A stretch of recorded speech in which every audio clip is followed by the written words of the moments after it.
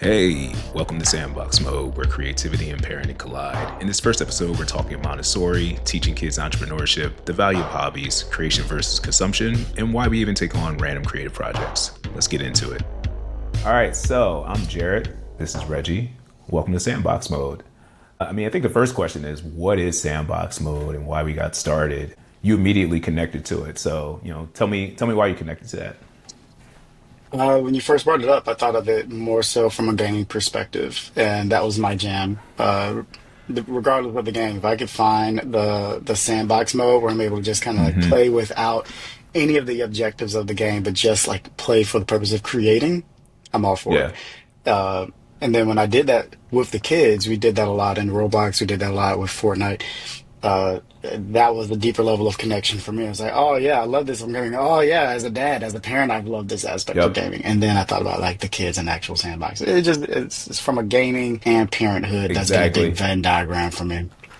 Exactly. So like now that you're saying that, because I was just thinking about like what games, because I was just thought about it conceptually, like oh, sandbox mode is your play space, but then I think about games like where I used to immediately always go to sandbox mode was in SimCity, City Skylines, games we used to play together all the time, Yep. where it was Yep. like okay, look, turn off these like rules. Like I don't want to deal with the money, the taxes right now. I'm just trying to like just do it. And then like one day it clicked. I was like, this is actually like models. Like this is like how like, back in the day folks would get like their train sets and their model things and they would just unleash like it wasn't about like that challenge of that aspect. And there's different ways that you can play, different ways that you can enjoy a process. Yeah.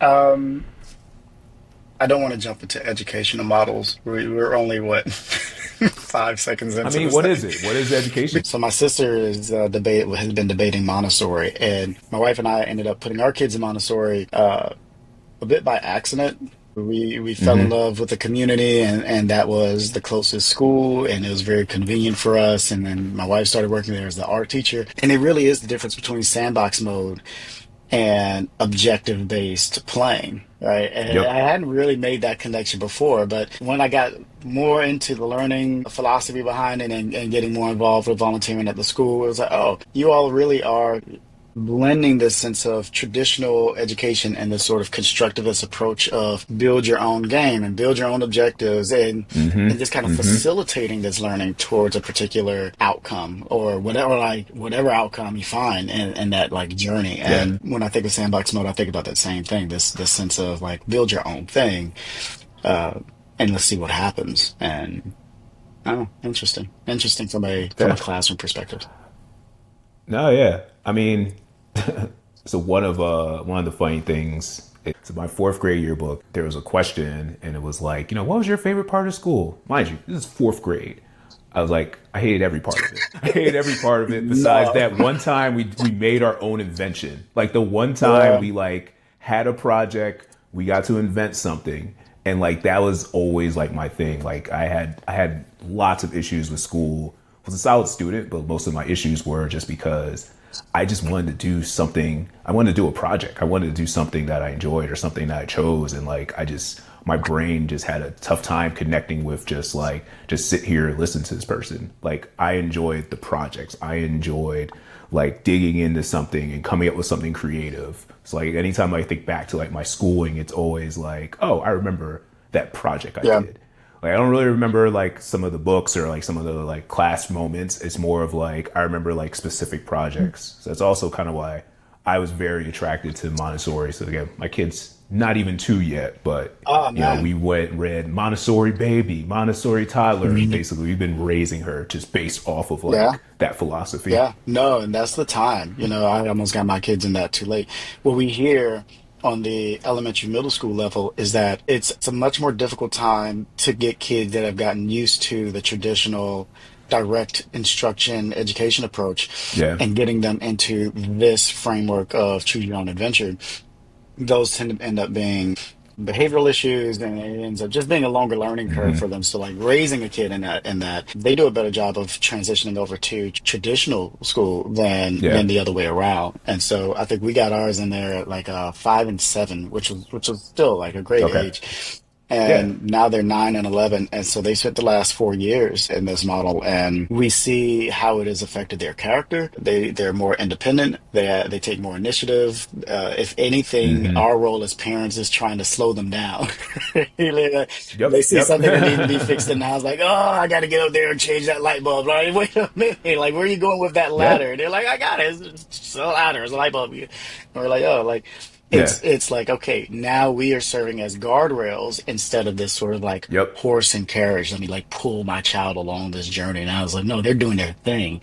The best thing I can do for Yep. them is just like serve as a sounding board and try to give them some sound Yep. advice, and that's it. And that's been a cool hand in hand with parenting and teachers and classrooms and the whole nine.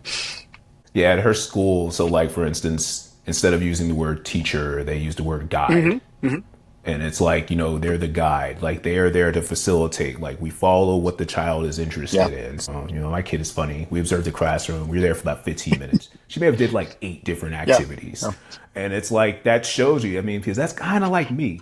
Like sometimes like I can like pick up things quick or like I'm a little all over the place, but like they let her go for it, where, if she was in a daycare or something or like something that did not have that Yeah. philosophy, I could see her having a little bit of issues because, sometimes she's ready to move on or like she'll complete the task and she'll be done where, I think sometimes in regular ones, it would just be like, all right, no, sit Hmm. back down there, do this. I don't want you to move. We're doing this at this Yeah. moment. No, they gave her lots of Yeah. freedom to move and she's thriving. Like she does really well there. Nice. And, the other thing it makes me think about too, I did some research a while back on like entrepreneurship education and like what so there's a lot of like programs and it's like, okay, you want to be an entrepreneur, let's teach you how to do a balance sheet, let's teach you how to do this, and like basically they like lean into like these very specific skills that you may not even need, but it's like, I think one of the things that I found, I gotta look at the research again, it was just maybe 15 years ago that I was doing this research, and it was like more around teaching people to handle Yeah. risk and like just trying new Yeah. things. So I think like, with both of us, as we've done like projects or like done like our entrepreneurial activities, like the hard part isn't like, even then back then it was like balance sheets in like the 90s. It's like, I don't need anyone to manage my balance sheet. I can just I can run all my things through a tool and give me my balance sheet. I need to just be bold enough to put myself out there, bold enough to like share what I'm doing, bold enough to send the email, bold enough to market myself. Like those are become the important Yeah. skills. No, because you get tied up in, oh, I don't know how to run a balance sheet, so I can't run a business, right? Yeah. And that's Yeah. and you don't even realize that's not how like the pie is sliced, right? My daughter had a part of our little Montessori experience has been entrepreneurship fairs, and it has become their favorite time of year. It happens every spring. Yeah. Each kid pairs up with other kids, and they come up with a business idea, and all the parents come out and support. And it is, we spend so much money. All the parents was coming because you have to have cash. So all the parents come in with like these wads of Yeah. cash, like, all Yeah. right, we gotta go make it, we Love gotta go it. make it rain on all these kids, and all of them have like their little Yeah. strawberry lemonade and bracelets. And like, hey, we come out with like Love that. bags of shit. Just like walking out, like, oh man. One year my daughter did what's it called? The little desserts. I can't even think of it. Cupcakes, Right, right, brownies, right. Marigolds? No, strudels, nah. Damn it. Bop Tarts. They're making it worse. Making it worse. Anyways, I'll remember it in a little while. Maybe I don't know how we Yeah. come back and edit that in. Maybe we have like a little subtitle that pops up like, the dessert was this. I mean, they were super difficult to make, super difficult to make. And she wanted to make them gluten free, and she wanted to make them dairy free, and she wanted to make them nut Oh, free. okay. And so, like, Yeah, we know where you're living now. oh, oh. Right. And so she ended up making it free of all the things. And people are like, how are you going to make this? How are you going to make this thing without milk? And it was like, and so we tried it all night. We tried it all night. And like, we were up to like 3 o'clock in the morning making this stuff. It was ridiculous. And they're like little sandwich cookies. With like a little bit Yeah. of chocolate or something in between. They're super Okay. fragile. You're just supposed to be like, oh, this. No, you still don't know. Uh, yes, Macaroons yes, are yes. boom. Macaroons. I always get confused. I don't know if it's macaroons or macarons. because those are two different things, I guess. I don't But it know. was those, and like the next day, she was just bawling. I think we ended up with like six out of the 72 we were trying to make, and Mm, they like crack and like they're in the oven. All of them are yeah. going bad. Yeah, I'm like, I've never attempted that, and I've only have watched people fail at making That's it. those on like Gordon Ramsay Yeah, yeah, shows. no, that's it. That's it. Everyone's looking at it like these are already hard to make. You want to make Yeah. them gluten free. You want to make them all these things. And so we made six. She felt horrible. We had to like, but we had like the parent move there. Talking about Sandbox Mode, the parent move Hmm. there was take your six to the entrepreneurship fair. Her whole thing was like she was Hmm. sprawled out on the couch. I've only made six of these. Nobody's gonna buy Okay. them. I failed. This is horrible. I was like, no, you succeeded at making six. Hmm. Not a lot. Right, cool. But Yeah. go do your six and then say that you sold your $5 worth of macarons. And she was up there for like she finally pulled it together and we walked. Great. We took this like little half-mile walk to the entrepreneurship fair and she took the time in that walk to really kind of like hone in and breathe and get Hmm. herself together. And she took her six. Yep.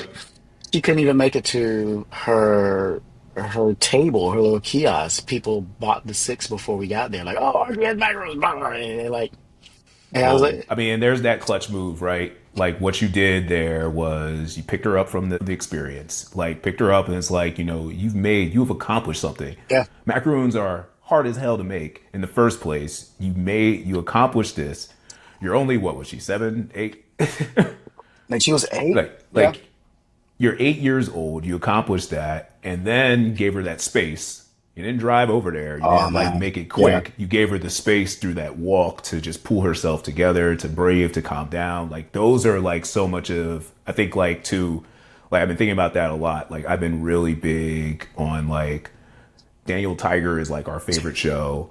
I'm really big on like the social emotional like training Yeah. there, Yeah. Yeah. like and been teaching her how to breathe, how to like, and so many of their little jingles have caught on with Yeah. her. Like she can sing when it gets so mad that you want to roar, take a deep breath, count to four. She sings that to herself now. And it's like, these are the skills that's like, you're 20 months and you just learning just to take a step back, breathe, and then calmly think about the solution. I mean, and that's what you did in that moment where it's like, hey, walking is one of the most healthiest things I can do. Like you can breathe, you can get yourself together. Like, let's not rush you into it. It's like, all right, get your stuff and Yeah. go. Yeah. It's Yeah. like, Yeah. no, let's take you to the situation, pull it Yeah. together. So that's Hey awesome. man, thank you. I will take that pat on the back because because there are a lot of times where that doesn't work Oh, out. But that was one time. yeah, That was man. one time she could kind of pull That's what's one. And up. now the next entrepreneurship fair came around and she was like, all right, I learned some lessons. Right. I'm not going to go for making the most difficult thing to make more difficult. Yeah. Her and her friends chopped some wood. And we're going to sell Yeah. firewood. And they sold the hell out of that There it firewood. It is. was great. He was like, all right, so like I'm going to scale it back a little bit and have more fun and do this and that and Yeah. the other. She still bakes and she still loves macarons, but she's like, all Yeah. right, how can I pivot this where I'm enjoying myself more and I can find a product that people are actually asking for? Because no one asks for gluten-free macarons. So people are asking for wood. I was like, all right, now we're going. Now we're moving. It was Yeah. good. It was cool. Yeah. Yeah, I mean, just not even to harp on it more, but there's so many just smart lessons there. That's like there's so many opportunities where like kid spirit can be Oh, killed. yeah. Kid spirit can be killed, or the entrepreneurship journey can be killed in like those small moments where they have to like pick themselves Yeah. back up. Like you talk to any adult, and it's always like a small moment they remember. Like Yeah. that becomes the core memory. It's Yeah. like, oh, I made the macaroons and I failed at that. And my parents are just like, well, you failed. And they Enjoy did the not pick couch. me back up. Right. But yeah. But you gave It her was that cool. opportunity. You found like, found a win. You found a win and you helped her, round the corner That's with what I it. think about Sandbox Mode, right? Like these are the Yeah. lessons where there's no rubric, there's no objective. You have an Yeah. idea, you're going to try that idea, you're going to fail at that idea a bunch of times, and being okay with that Hmm. failure in Sandbox Mode, where the risk is lower and you're able to just like create and fail.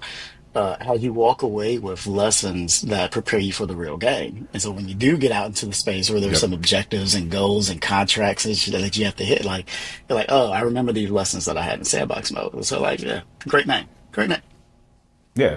Yeah. Excellent name. I think, yeah. I'm into it. I mean, I think that's also kind of how I've just been trying to like reshape my thinking about like my work, my projects, my creativity.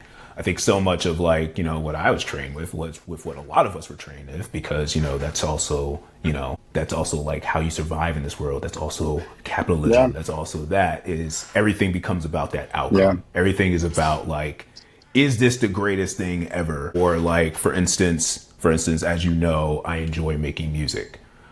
I'm in my 40s. I don't have any expectation that I'm going to be a pop star or anything like that.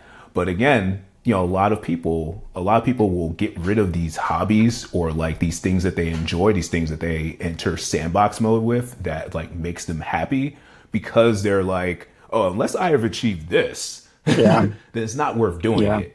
But it's like, I think we've really messed up in just like, how we live by treating things in that way.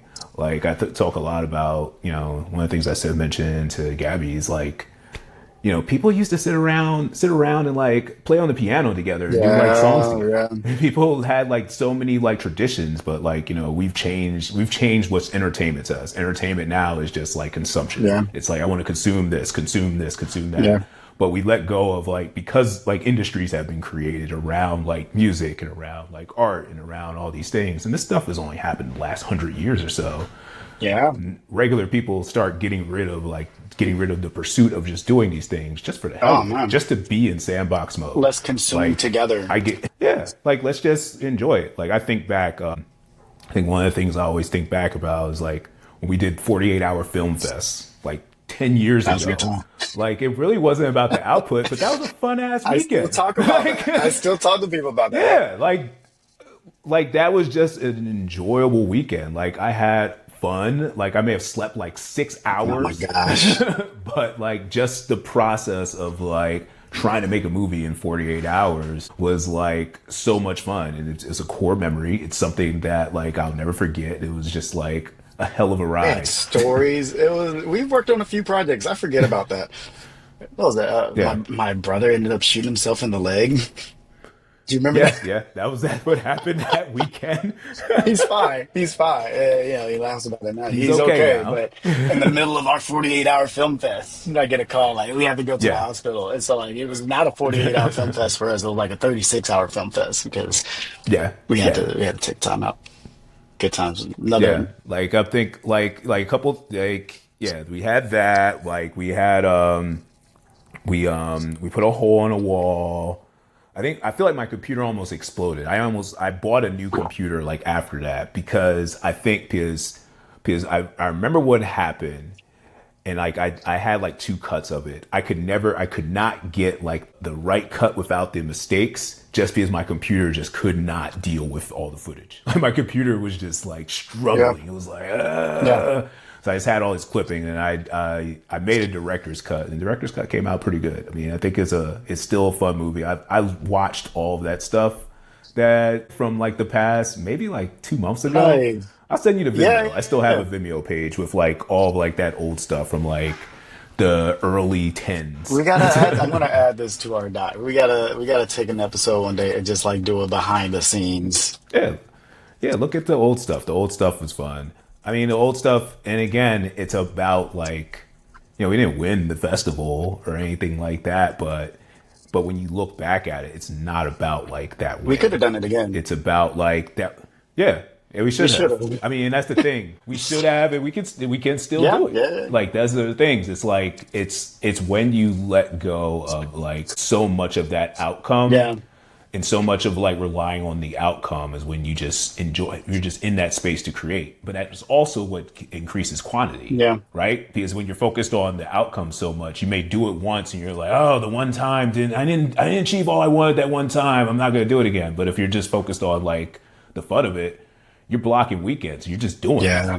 And then I mean, I think you were the first person I heard say it was like quantity over quality or something like that. You had it as like you had it saved. You said it to me. It was like, I'm just focused on quantity over Yeah, quality yeah, right yeah. now because it was like quantity breeds Yeah. quality. I And I don't know. We may get into this a little bit later. I still don't think we've done introductions, but Yeah. but I've been tracking my hours, and that has been a fundamental Okay. shift for me. I don't even know where I came up with the idea. I was talking with ChatGPT, and we were just talking. Hmm. Like, we were setting goals for what I'm interested in for some passion project work. And Yeah. ChatGPT started spitting it back to me in terms of hours. Like, oh, in 6 hours you can expect to be Okay. here, and 12 hours you can expect to be here. And I was like, oh, I don't know how many hours I'm at. And I started tracking it, and I was like, wow. I reach it back out to ChatGPT. I was like, okay, I'm doing like this many hours per month, and they're like, all right, based off of that, Mm. you can expect to hit your goals. What's that about that? You can expect to hit your goals in 4 years. And I was like, oh man, this is horrible. What's You should be like, happening? dude, what's the Chat GPT? What's the shortcut? Right? Just Hey, Audrey. I was like, ChatGPT, what's the shortcut? And they're like, doing more hours, doing more hours a week. Like, there's no shortcutting around this process to reach this goal. I was like, oh. Okay. But charting the hours has been cool, and that's part of what helped me focus on the whole quantity over quantity piece. It was just focusing on the hours and focusing on the doing instead of focusing on the project itself, which Yep. Yep. which I guess we'll get into it, so I won't dive too much into it now. But I was focused on the project and I was focused on the quality, and I was like spinning my wheels, getting all of this done. Finally got it done, and then like the next lesson in the tutorial was like, "All right, now let's break this down by stages." I was like, "Man, had I just like focused on the program, had I just focused on like knocking stuff out bit by bit." So what is that specifically? Let's just get into it now because you're doing that is you working on like some learning game development. So again, background wise, I mean, I'll give some of your, I'll give the expedient version of your background so you don't have to dwell on it All too right, much. We can get that's into that fair. later. That's You've been in education, now practicing as a UX designer, which is a great field that you can continue pursuing at. But you've been very interested in game development and just starting like, learning and picking that up. So yeah. yeah. I'd say, as you know, I was in, and I'll glean on this a little bit because you left out some important parts. I was in middle school teaching. I was having a Yes. fantastic time. You and I kind of already worked on some projects from our days in higher education administration, and that like the 48-hour film project, right? And let me see, I'm pulling up one of these Unity projects to see which one it is. The Let's try that. And so you got to talking to me about UX. I had no idea what it was. Messed around and freelance a little bit, jumped into General Assembly, came out, and Home Depot at the time. And I don't mind dropping their name. I don't know if that's good or not. We'll see. But at the time, they were scaling their UX department, and they scooped me up with very little experience. And so I've just been there over the last 8 years, just kind of growing as a UXer, and it's great. But I've always been interested in exploring some of the more niche fields within UX. And Yeah. augmented reality and virtual reality always sort of sparked my interest. And so Hmm. I've always just been kind of like dipping my toe in that end of the pool, Yeah. which has been cool, but it's always been something that I ended up dropping once like life happened. So like you have a kid and it's like, Yeah. oh, well, let Yeah. me put this to the side. It was always the Yep. expendable Yep. thing. And now that they're older and they're like 9 and 11, the kids are, and Home Depot is doing Hmm. great. So I'm enjoying my job there. But I see the paths up in the corporate space means either you're getting deeper into design, which is great, right? We have a few principal Hmm. designers that are there that are some awesome designers, but way more roles for management.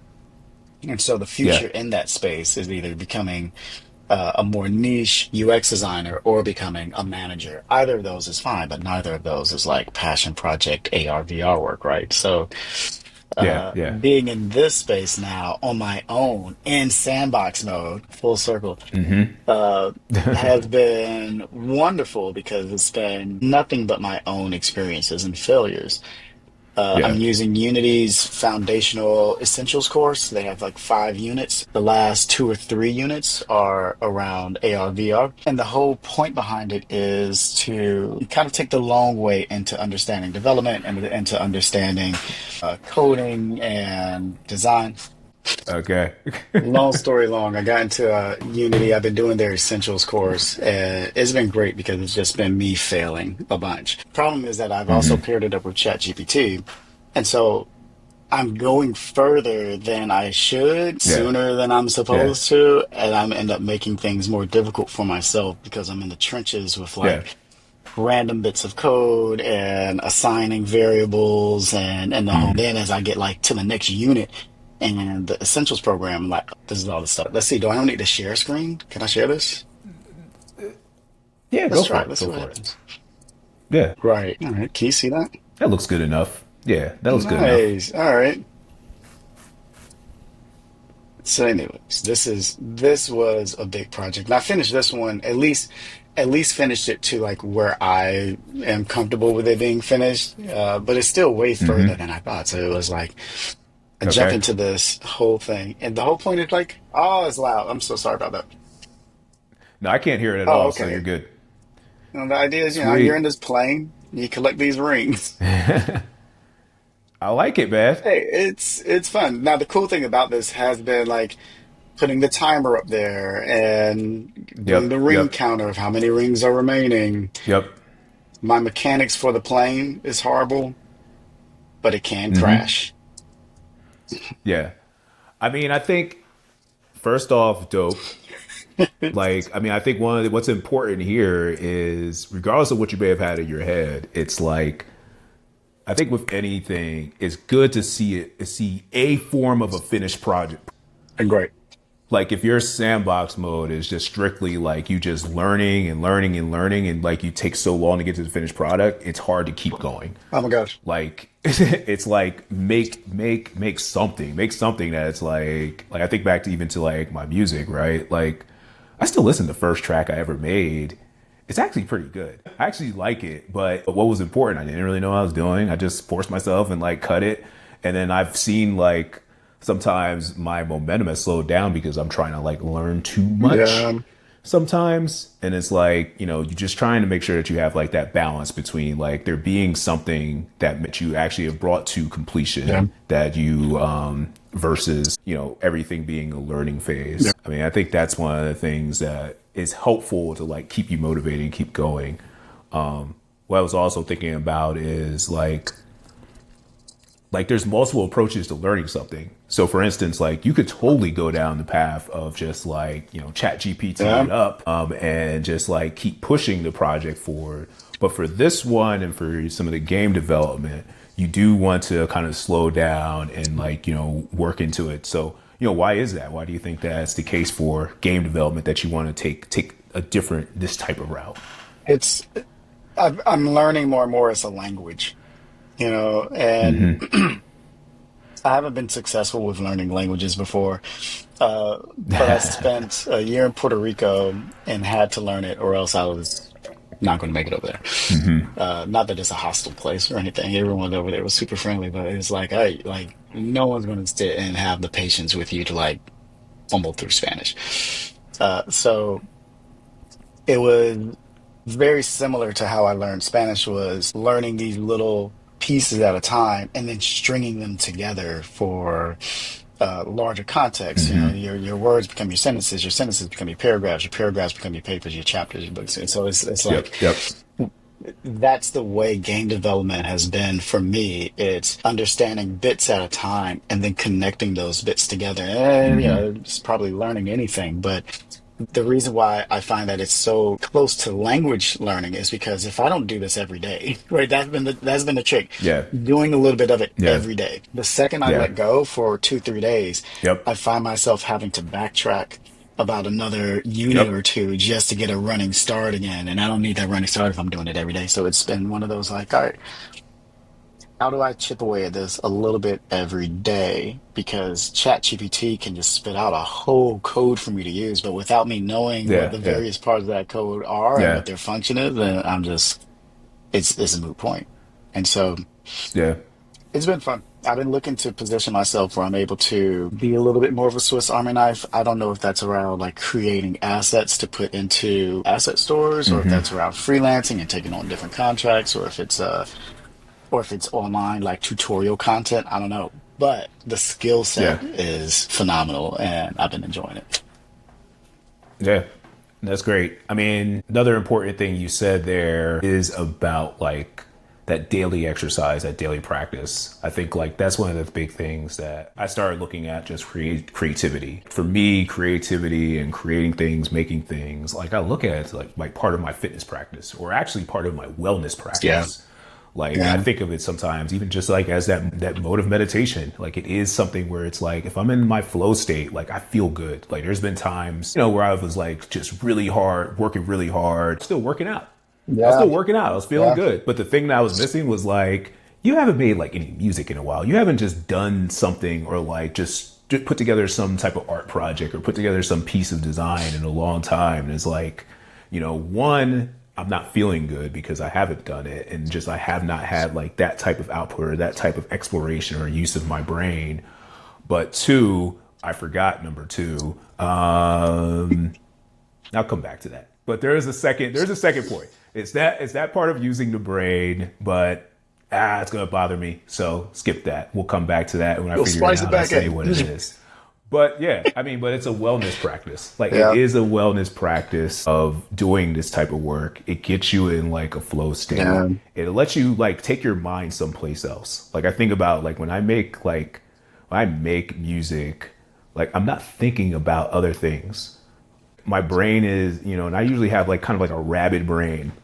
I'm thinking about home life. I'm thinking about stuff. I'm thinking about something that may have happened in the past. I'm thinking about work. I'm anxious. I'm thinking about the stress of a boss or stress of a presentation. But like, if I can sit down and just like turn my music up and just start making something, I can enter this flow state where it's just like, and also if I'm in that flow state, like I'm not overthinking the song and I'm just enjoying it. And that's the space that I'm trying to really focus in where it comes to my art projects. And I'm just looking at it now, like I think I started calling it's a multidisciplinary art project. I just want to make some Yeah. art, enjoy it, and then just being able to say, stop, that one's Yeah, done. yeah, and that's tough. I want to jump in with 2 points. I hope I remember both because I don't want to be stuck in the same boat as you. Good luck. Thank you. No, I'm going to write mine down. I think I already forgot the second one. Uh, See, look at that. That's why you guys just gotta start talking. We're live, baby. talking trash, man. Talking trash before I execute. It gets me every time. I was gonna say it's been the importance of scheduling sandbox mode for me. Um, because as much as I want to forget everything and hone in, I get kids arguing about who Yep. stole a phone charger. I was in the zone. This was last night. This was last night. I was in Unity. I was working on a different project, and right when I got in the zone, my wife asked me for a back rub, and I was like, you know what? Sure, sure, got it, darling. You can't say no to that. Like, I got you. Here, let me pause everything and just come over here and give you a random yep, backup. yep, yep. And it's one of those reminders of like, why am I sitting here? I don't know, it's the balance between why am I sitting here trying to get into focus mode, get into flow state when I have, two children, the dog, the wife, all kind of like running around the house behind me. Like it's just not conducive. I'm not setting myself up for success. It's the times I find myself being the most productive and effective are early mornings, late nights, or randomly the lunch hour, like 12 to 1, when everyone Yeah, seems to yeah. just be programmed to be heads down on food. Like, got Yep, it. yep. But it's how can I set aside time where I am able to find the most likely success for flow state? Yeah. Or if I am Yep. working on something around everybody, then how do I incorporate those other folks? So like I pull the kids Yeah. in and we do brainstorming in mid journey, right? Like, all right, you're around Love it. me and you're distracting Love me. it. You might as well get over, pull up a chair. And so we start doing brainstorming in mid journey. Yeah. I get them in on Unity. Like, all right, like what? And Reagan's like the first one. My 9-year-old's like, oh, you need a counter.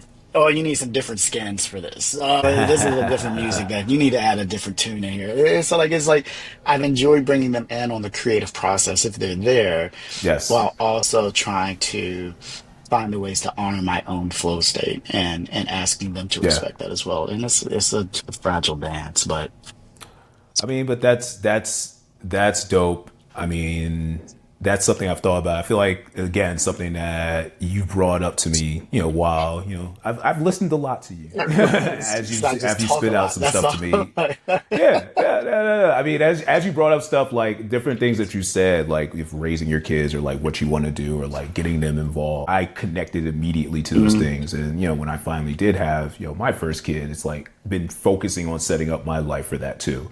As it is, something you brought up to me and something we've talked about was about like wanting them to see you, wanting them to see the things that you enjoy doing. Like, I think that is extremely important. Like, you don't want to just like bottle it up inside and them just seeing like an output. Because one, they didn't see how much work it took you to get to that.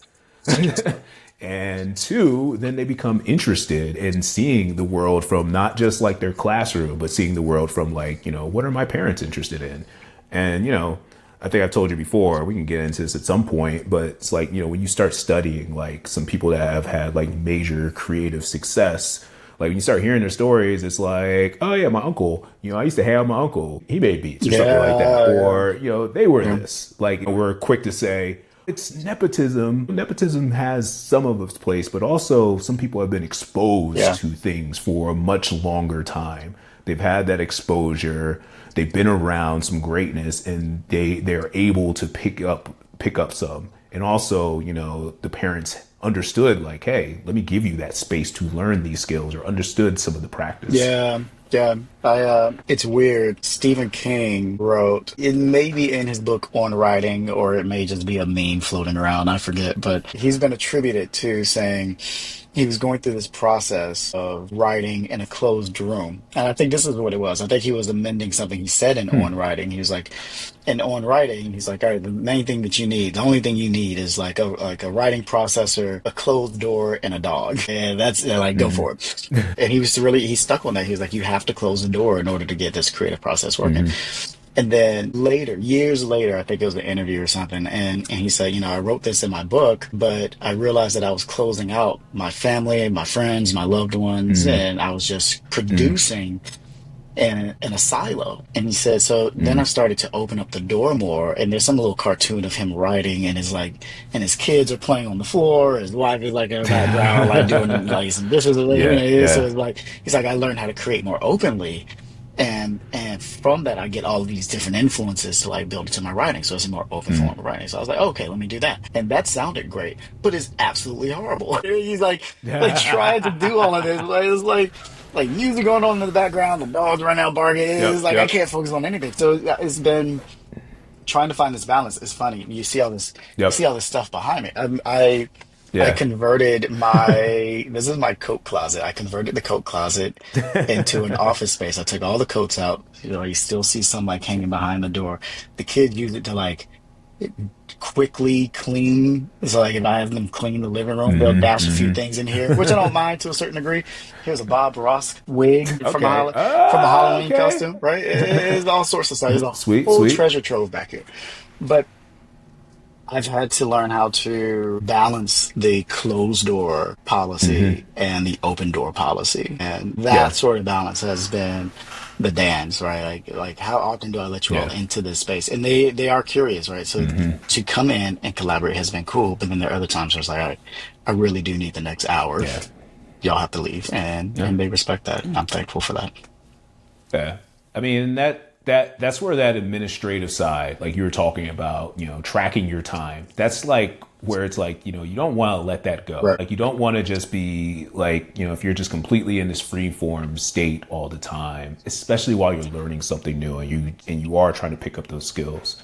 Like that time tracking is important. It's helping you, figure out like when to block off, when to be closed door, when there are like those open door opportunities. Yeah. I mean, I track my time over these last 3 weeks because I was on a contract, and this is like my first hourly contract I've ever taken. I will never do that again. I'm not a fan of hourly, but I will keep this time tracking process. Like I've had this app, it's called Timing, and it does your time tracking automatically for you, like everything that's happening on your computer. And like as you like teach it what to do, it will start putting it into different projects.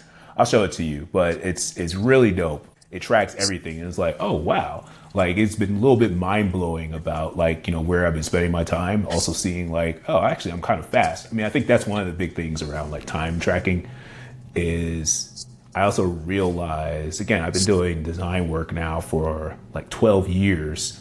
So like I was thinking about like how fast I'm moving on some of these things. Bring it full circle. That's been my conversation with the kids lately because they see me working remote, but they see the salary gig. And so we talk about the differences between salary versus entrepreneurship and really just kind of owning your own income sources. Because my wife, their mom, is more entrepreneur. So she's juggling like 3 or 4 different income streams, Yeah, right? yeah, yeah, And so they're like, all right, well, what's the pros and cons of both? And, I don't have to get into that here, but yeah, that's been an interesting dichotomy for them because we've gotten into the conversation of no matter how hard I work, my income stays consistent. I can increase my likelihood for a particular pay raise based off of my work ethic. Cool. yeah, But all of those hours don't have a one-to-one correlation between yeah, how much I yeah, work and how much I earn versus your mom if she's putting more into a particular effort,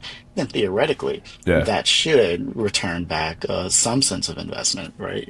Some sense of return. So it just depends on how you want to dance around your money. You yeah, could balance those out, which is a lot of what I do. I mean, I could have my salary yep, yep, base, but anything outside of that needs to come from other sources.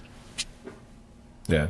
I mean, that's why the sales folks tend to be the ones winning the game these days. folks, No ceiling. folks in the B2B enterprise Yeah, yeah.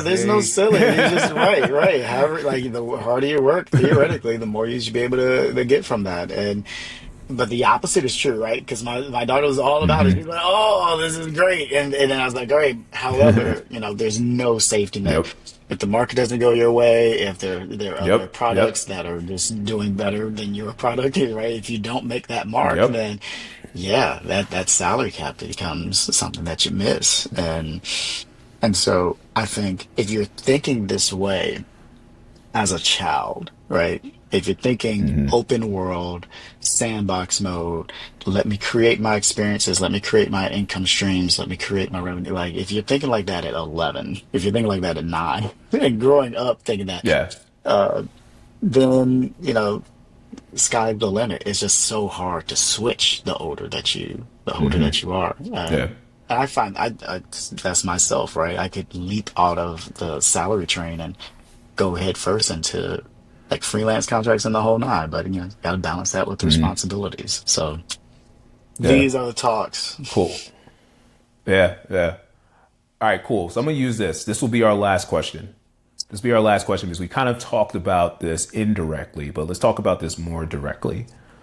We both we work, we do our thing, but then like we're both spending more time just doing random creative stuff.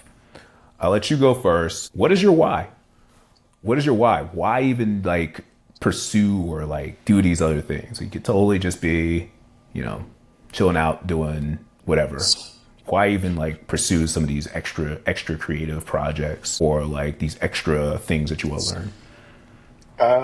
I've been giving this some thought lately, so my answer will be I don't have to dwell on it too long. Uh, I have come under the belief, right? I don't get into whether or not it's real or not, right? I don't go on to get into conspiracy theories, Yeah. but the more I've gotten into AR, VR, the more I've gotten into like simulation theory, right? The more I've gotten into I'm a little into right, simulation right, theory too, right. so Now, we can go down that route in there we another go. If episode. it's a pool, my legs are I'm sitting on the wall, where my feet in the Yeah, pool, my yeah, legs in the pool. yeah. I'm not swimming in it, but I'm splashing around. People come by. Yep, Um, yep, yep. and I think about that, right? Right? Like I feel like, and whatever other existence there might be, that I have found professional success there. Right, that if I'm a writer, I'm like some best-selling author. If I am a musician, I'm some pop star. If I am a designer, then I'm like maybe I've designed said simulation. Maybe this is just one like quick like Yeah. prototype run, right? And so with that, I've given myself this permission in this simulation to say, okay, you've already done the successful thing. right? The whole Hmm. like devote your life to a profession and Yeah. ignore all of your Yeah. other like all of your other Yeah. interests, Yeah. all of your Yeah. other responsibilities. Your wife is lonely, your kids never see their dad, like all that Yep. shit. Like you did that, and you did it. So this is more of like a Christmas Carol, right? Like if you had it all to do again, Uh-huh. what would you do just for like the shit of it? Right? Like here's Yeah. a job Yeah. that you can manage. I'm giving you another like 6 hours to like fill it with something. Yeah. That has been my approach. Is this like if I were not interested in, like you said earlier, becoming the star. I just wanted to Hmm. like play in a band, right? I joined a band in the Yeah. last year Yeah. and I love it. We do nothing but volunteer events. I think we had our first like paid birthday gig a little while ago and that was Yeah. like a crazy catastrophe of a move. But all like 98% of our time we're doing like charity events and I'm just singing, we're playing Hmm. guitar and we're on like we do like old like hippie rock cover band songs. Like it's great. I was in a play. The play is entirely for charity and that side of stuff Yeah. like is away from my computer. It's for a good cause. I'm building community and building relationships with other people. It's totally analog. I love it. I Yeah. love it. And I find that the more things that I do just for the sake of exploration and discovery, Hmm. the more full my life feels, right? Yeah. Not making a dime. Right?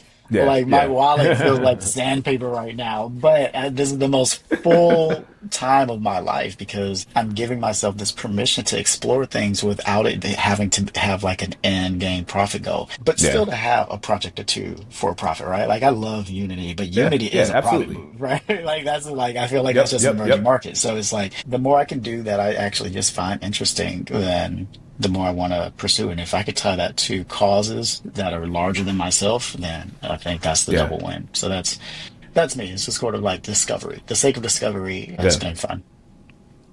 Yeah. That is that pursuit in this Yeah. world. So in those parallel Yeah, worlds, yeah. The you parallel know, it worlds. may have hit those. I mean, I like that thought. Like because I mean, it is like I think a good Detroit Become Human, that game. Yeah. Remember Yeah. how that game, after you like make a decision, your tree Yeah. changes. I think that's a great visual describing what life can be. I do think back, you know, throughout my life. I mean, I've had like, there's been multiple times where it's like, oh yeah, if I went gung Yeah. ho into this space, you know, what life would have Yeah. been, or would I even live in this Exactly. city, or I would live in this city, or if I really pursue this thing, like different outcomes. And I think for a period of my life, it was dwelling on those Yeah. things, like dwelling on those decisions, or like having regret about those decisions, or having depression about those decisions. But then it became like, hey, you know, part of why I'm here, I'm not here just to dwell in the past. The past is just something, is a Yeah. memory. There's like no like truth in that. It's just a memory. It's just how I kind of pursued that. It's kind of like how I thought about that. But it's like, you know, really what I started thinking about more is like those moments when I was just in the doing, in the making. And then as I started like, you know, just start studying different artists, like there's a really good video, there's some really good like YouTube essays around, like there's one on Basquiat. And like one of the things that I connected with, especially like with like how I make things. And it was like a story of like, I guess when he met like Andy Warhol the first time, like he met Andy Warhol, he went home, did a drawing of him in like 20 minutes and came back and showed it to him. And Andy Warhol was like, oh my God, you're just so much, you're fast. You're even faster than me. And he was really like into this, the fact that he took on an influence, he got Yeah. inspired, he created something, and then he was done with it. And I was like, you know what, that's also kind of like how I want to do stuff. Like I've had like songs I've made where I've dwelled on them for like 4 years and was like, wait. The one that I made in that 35-minute session that I was like losing my shit to and bobbing my head in the thing, that was Yeah. it. Let it go. And so it is one around like, you know, what I've talked about earlier is just like the wellness practice.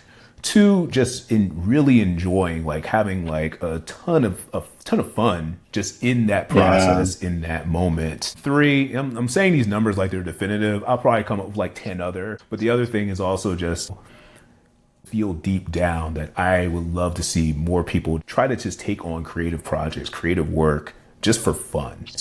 Yeah. just to enjoy it, just to let go, not to be afraid. Like there was a moment I remember I have like some beat making apps on like my iPad. I was trying to get my dad to like just try it out, like make a drum beat because he's really into music. And like you could see like in his head, like it was just difficult to just get over the hump just to make the drum beat. I want people in my orbit and also something that, as we make podcasts and make content, I love for people to have some more freedom. Yeah. Just try some things out. Like you don't have to be constricted into just the space and the place that this simulation Yeah. has led you in. Have a little bit more freedom, and you'll find more peace in that freedom. You'll find more peace. You'll find more. And as I've been a manager for like years, I think that's also has helped like some of the designers that I've managed or some of the designers I've mentored, where it's like, do something on the side. Like, your UX work, your product design work for a company is going to have some very specific things that they're going to tell you to do. And then you may try to like spend all your creative juices giving something that has like some business requirements that may not meet it. And you may not feel like creatively fulfilled. But if when you do some of those projects outside of your work, you'll find some more fulfillment. You'll, be able to satisfy that itch. And then it'll also let you to stop like trying to put that itch on every job you take. That was Yeah. I thank you for that. I'm gonna piggyback off of that because that was my second point from earlier that I had forgotten. Right, the sense of Boom. thank you. The alley oop is appreciated. The sense of scratching the itch. Right, I found myself to be more present with my day job. I found myself to be more creative and more collaborative with the day job because I am doing the side passion work. And I forget that part of what frustrates me so much working with big company is how often the time is not spent creating, but aligning and getting buy-in and working across teams to Yep. communicate. Like so much of it is just meetings, meetings, meetings, meetings, meetings. So like Yeah. I, it sours the process of designing for me, and I forget that I enjoy designing. So like Yeah. Yeah. when I do design, when I'm in game dev mode and I scratch that itch of creation, especially in the mornings, right before the day, then oh man, I feel way more willing to participate in some of these more corporate, bureaucratic processes Yep. because I've Yep. already done Yep. it. Um, the only other thing I want to circle around to, you said this earlier, was you want more people to get into the license, the autonomy, the feel to have the freedom to explore. And I thought about that, and I was like, but the one thing I want to add is that it's not free, right? Yeah. That it costs something, and I had to fully embrace that because we're not dealing with infinite time, right? We're dealing Yep. with Yep. a Yep. very defined amount of bandwidth. You have amount of bandwidth, all right? Some of that goes to rest, Yep. and so that's gone. Yep. Some of that goes to self-care, so that's gone. And so I had to go back through my schedule and be like, all right, now that I'm tracking my hours, like where am I spending time that I can adopt, like that I can steal? Ironically, I'm gaming less because I'm spending more time Yep. making Yep. games, right? Yep. And, like that's Yep. cool. That's cool, but I miss it. There are times where I miss gaming. There are Yeah. times where Yeah. I was enjoy going to the bar with friends. I'm in the bars less, right? I'm out less because I'm Yep. here more. So there's that transference of energy has to happen. And I would love for us to come back to that in a future topic, in a future show. Like what are the things that we Yep. have Yep. sacrificed in order to pursue creative license and the freedom to explore? Yep. That's all. Yeah. Nah, I think what's important there, as you brought up, is everything does have a cost. We don't have infinite time. And the big thing is being intentional, Yep. not letting just life just kind of pass you by. You just do what's in front of you, but being intentional about the way you want to live. So it's like, if you do have that desire, figure it out. It's like, okay, all Yeah. right. So instead of doing an hour on, this show, I'm just going to do, like, I think that was one of the things I did. I used to tell myself, it was like, I got time for two Yeah. shows. Yeah. I was like, it's gonna be two shows and they gotta be damn Yeah. good. I used to do like Flavor of Love, give me like one trashy show, and then give me like Mad Men. Yeah. And that's all I'm doing within these Yeah. seasons. And then when I'm done with those, then I'll pick it up. So, being intentional, because you do need Yeah. balance about that intent that can give you and make you time and space. Agreed. Cool. It's good. All Nope. right, so let's stop there. I mean, I think it's been a great convo, great first podcast, and we'll see you next time. All right, peace out. Peace. Success. We did it. I think that went good. Hey, once we got through the kinks, not dealing with the app, I'm just gonna go to Chrome. Yep.